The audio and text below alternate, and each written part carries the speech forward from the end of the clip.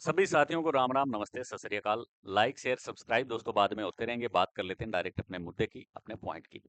आपके सबसे ज्यादा जो है फोन कॉल मैसेज इसी के रिगार्डिंग आए थे। सर कौन सी बुक पढ़ें, कहाँ से बुक पढ़ें, कौन सा बेस लें ना लें, ठीक है, और किस प्रकार का एग्जाम का पैटर्न रहने वाला है, या सबसे पहला जो डाउट रहा है वो रहा है पेपर किस प्रकार का होगा। तो उसी के रिगार्डिंग दोस्तों आज हम बात करने वाले हैं। मैकेनिकल ग्रुप 4 की जो जितनी भी पोस्टें आई हुई है उसी के रिगार्डिंग सारे के सारे जो है पॉइंट आज हमारे रहने वाले हैं।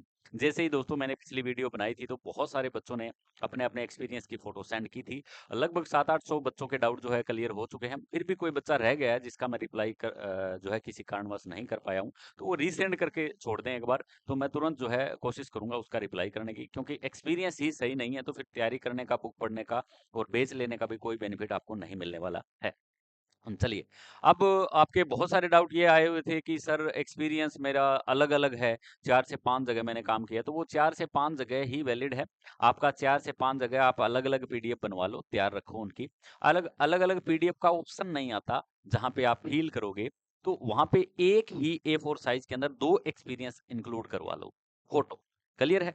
थोड़ा-थोड़ा माइक्रो टाइप का करके, क्योंकि कभी-कभी एचएसएससी ऐसा पोर्टल लॉन्च कर देती है कि उसके अंदर आप जैसे 5 ही ज़्यादा से ज़्यादा 5 ही एक्सपीरियंस डाल सकते हो। तो एक ही के अंदर 2 डाल लो, ठीक है? वो भी चलेगा। कुछ बच्चे ये कह रहे थे सर कि मेरी उस अकाउंट में सैलरी इतने टाइम तक मैंने उस अकाउंट में सैलरी आई थी, इतने टाइम तक मैंने उस अकाउंट में सैलरी ली है। तो वो वैलिड है, आप उससे उस डेट की स्टेटमेंट निकलवा लो, उसके उस डेट की स्टेटमेंट निकलवा लो, वो भी वैलिड है। ये सारी चीज़ें वैलिड है अगर आप जेन्युइन हो और आपने सही तरीके से रिवलेंट फील्ड में काम किया है। रिवलेंट का मतलब जिस लेवल की पोस्ट है उसी के रिगार्डिंग, उसी पे पद पे आपने काम किया है, एज ए मैकेनिक या एज ए ऑपरेटर।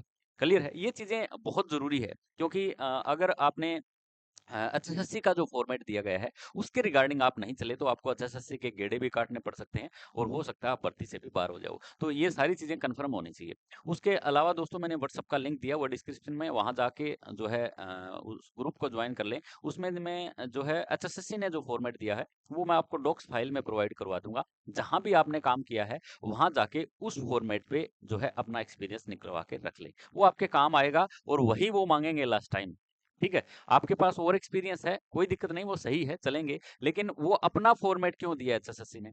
अपना फॉर्मेट क्यों दिया, आप समझते हो इस चीज को? अपना फॉर्मेट इसलिए दिया है ताकि आप उसी फॉर्मेट पे वो सारी चीजें बनवा के लाओ। ठीक है? तो डॉक्स फाइल के अंदर दे दिया है, आप नाम और ड्यूरेशन टाइम टू टाइम और पद का नाम लिख के अपना वो प्रिंट करवा के रख लो। उस कई कई बार कहते हैं, कुछ बच्चे कह रहे हैं सर वो तो लेटर पैड पे दे रहे हैं। तो लेटर पैड पे दे रहे हैं, अच्छी बात है, लेकिन एचएसएससी ने खुद का अपना फॉर्मेट दिया हुआ है, वो खुद ही एक लेटर पैड है। उस पे मोर लगवा लो, साइन करवा लो, मेमो नंबर वगैरह लगा लो, तो कोई इश्यू नहीं है। चलिए आते हैं अपने मुद्दे पे।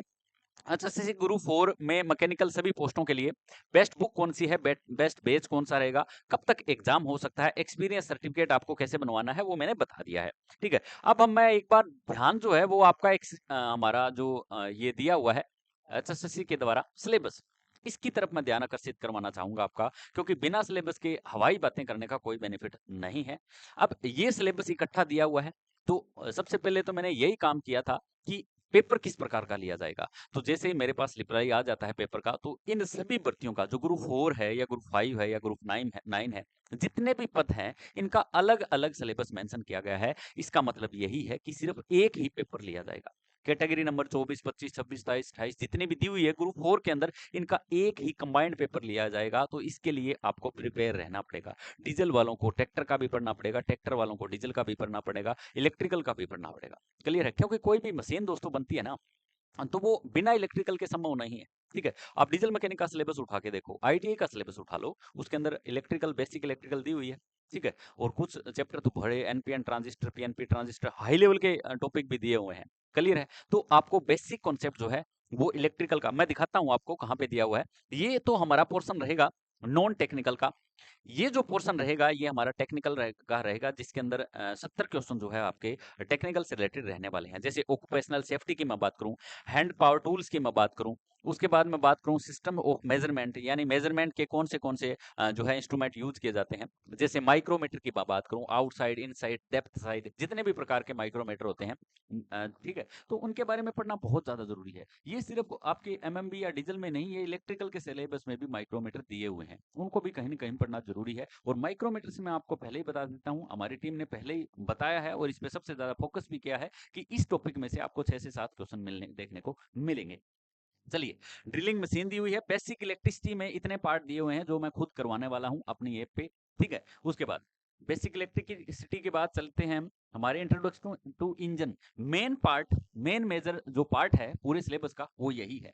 पूरे कंबाइंड पेपर के अंदर सबसे ज्यादा क्वेश्चन पूछे जाएंगे वो इसी पार्ट में से पूछे जाएंगे, ठीक है। 4 स्ट्रोक इंजन, 2 स्ट्रोक इंजन किस प्रकार के होते हैं, क्या वर्किंग सिस्टम है उनका, ठीक है, इनके लिए कौन सी कंडीशन डेंजर मानी जाती है। बहुत सारे पार्ट हैं जो हमारी मैकेनिकल से जो हमारे टीचर थे, जो टीम हमारी काम कर रही थी, उन्होंने काम कर कंप्लीट कर दिया है। और वो टीम में कौन सी है उनके बारे में भी दोस्तों मैं बताना चाहूंगा। उससे पहले मैं सिलेबस आपको टोटल बता देता हूँ। वर्कशॉप कैलकुलेशन एंड साइंस, इसके बारे में भी आपको जानना जरूरी है। एफपीएस, सीजीएस, एमकेएस क्या है, हल्के हल्के टॉपिक है, इतने हार्ड नहीं है। उसके बाद introduction study of different major component of vehicle, यानी व्हीकल्स के अंदर और कौन से मेजर कंपोनेंट होते हैं जो इंपॉर्टेंट बन जाते हैं, जो कहीं ना कहीं मैं कहूँ कि एमएमवी का सिलेबस जो है यहाँ पे कहीं ना कहीं शो किया गया है, ठीक है। तो इसके बारे में भी जो है जो है सारी चीजों का एक इम्पोर्टेंट जो स्ट्रक्चर बनता है वो हमने बुक के तौर पे लॉन्च कर दिया है। अब बुक कौन सी है वो मैं बता देता हूँ आपको।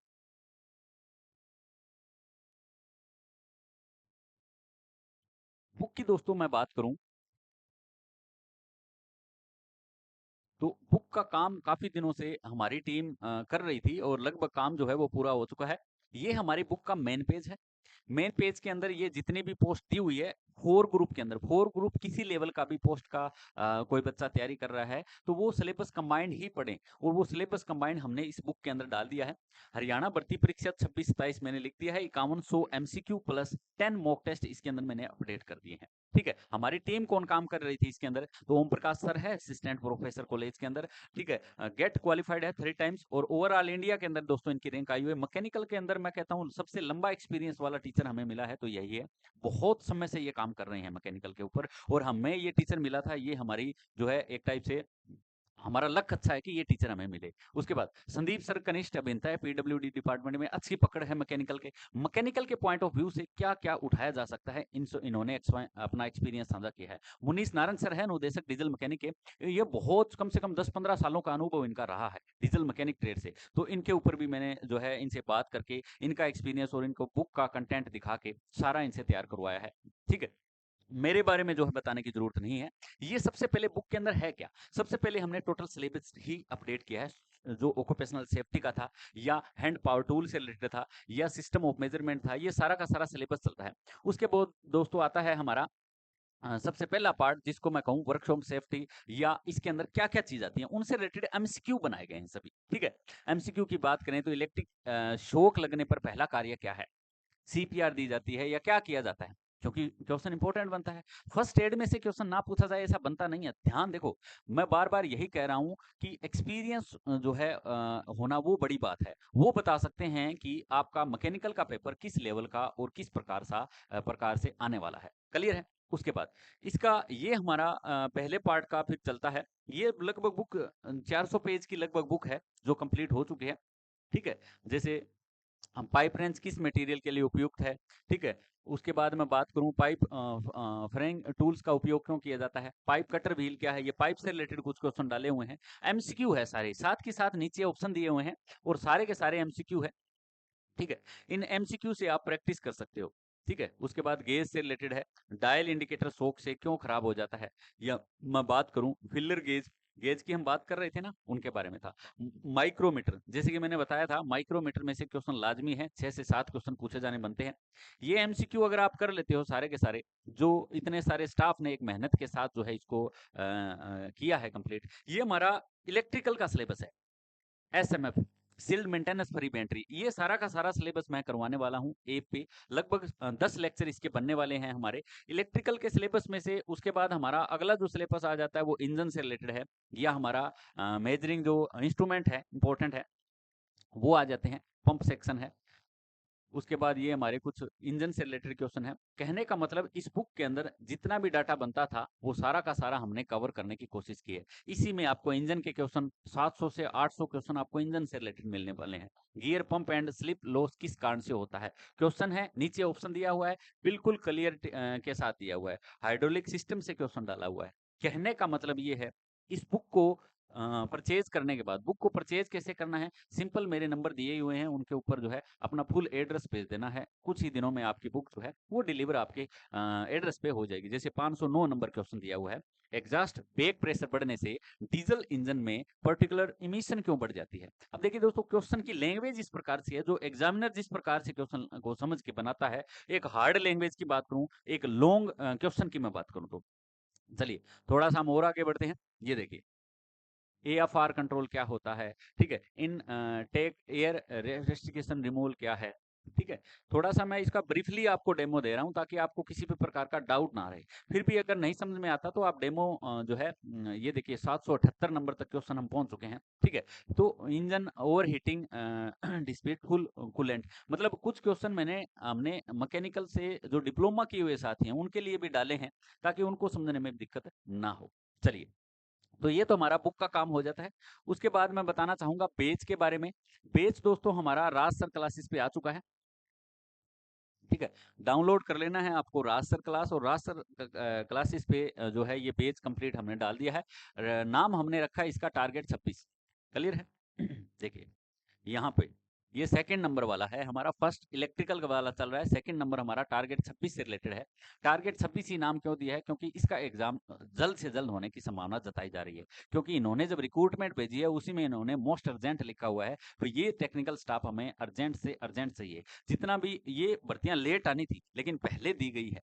क्लियर है? ये भर्तियां अभी चांस नहीं थे इनके आने थे, ठीक है, लेकिन ये अभी दी गई है क्योंकि ये काफी टाइम से डिले हो रही थी भर्तियां, ठीक है, हो नहीं पाई थी। अब डिपार्टमेंट को इन तकनीकी स्टाफ की सबसे ज्यादा जरूरत है, और इनका एग्जाम 3 से 4 महीने का मोस्टली मुश्किल से मुश्किल टाइम है, उसके बाद आपके पास ज्यादा टाइम इसके लिए नहीं है। क्लियर है? उसके बाद ये बेस के अंदर लगभग 18 लेक्चर हमारे हो चुके हैं। 100 लेक्चर तो रिकॉर्डेड रहेंगे, उसके बाद लाइव क्लासें भी आपको देखने को मिल सकती है। चलिए अब हम बढ़ते हैं थोड़ा सा और आगे की तरफ। आपके जो डाउट थे मेन क्या क्या थे।